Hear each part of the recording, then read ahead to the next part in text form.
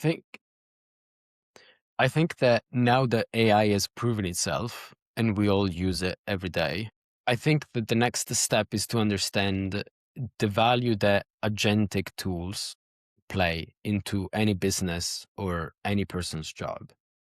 So, for example, I think that we should start looking at the metrics that allow us to quantify the benefits of agentic integration. And this can be done in two ways. Either we find a way to generate revenue by through these agentic tools in a safe way. And the other option is that we create a system where instead of paying for the tokens, we pay for the actions. And so Mm. right now we are in a system where we're paying for tokens, which I don't think is very efficient, because a lot of time, if the prompt is not executed properly, or perhaps you just don't give a good prompt, but the AI is gonna perform tasks that was not part of the original request, and you're just wasting time and money. Mm. Yeah, interesting. So you're saying that maybe one of the ways that AI will try and poach each other's customers in the future is to make it cheaper for the customer by not charging them unless something actionable gets done, or making money for the customer with actual Exactly. productive output. That's really good points, but how do you measure that? I mean, does the customer tick a box, say, yep, that was the correct prompt? Wouldn't that create some kind of backwards loop where the customer doesn't approve the AI's message because they don't want to pay? I don't know.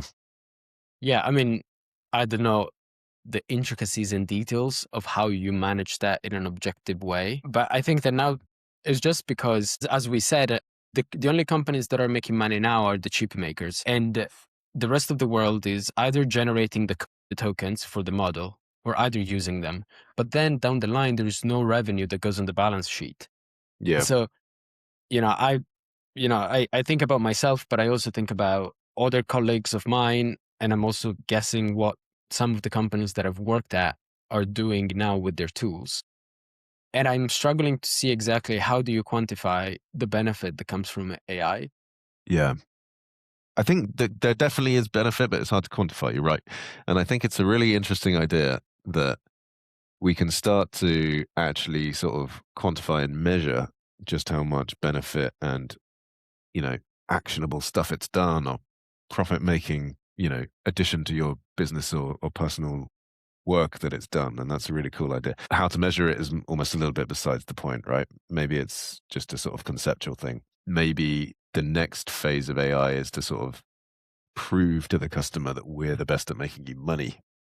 And you can't get much more direct and, measurable and quantifiable than that, right? Yeah.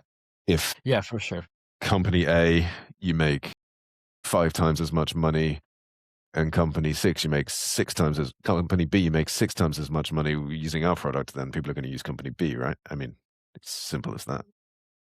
Yeah, I mean, there is arguably two consequences that could arise from this. Number one is all the companies are now using AI to boost their revenue, which means that there is going to be a pretty much a war for a limited amount of customers.